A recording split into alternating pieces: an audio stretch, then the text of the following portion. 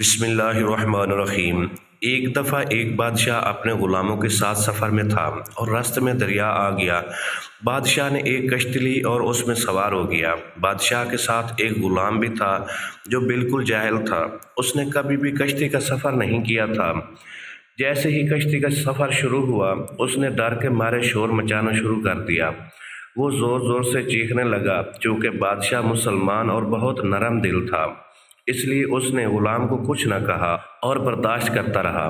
کشتی میں ایک اور مقامی آدمی بھی تھا جو بہت چالاک تھا۔ اس سے برداشت نہ ہوا۔ اس نے بادشاہ سے کہا کہ بادشاہ سلامت، اگر آپ اجازت دیں تو میں اس کو چپ کرواؤں۔ بادشاہ نے کہا، میں تمہارا احسان مانوں گا اگر تم نے اسے چپ کروا دیا۔ اس چالاک آدمی نے سپاہیوں کو اشارہ کیا کہ اس کو دریا میں غوطے دلواؤ۔ چنانچہ سپاہیوں نے اس غلام کو پکڑ کر پانی میں 3 سے 4 غوطے دلوائے اور پھر اس کو چھوڑ دیا۔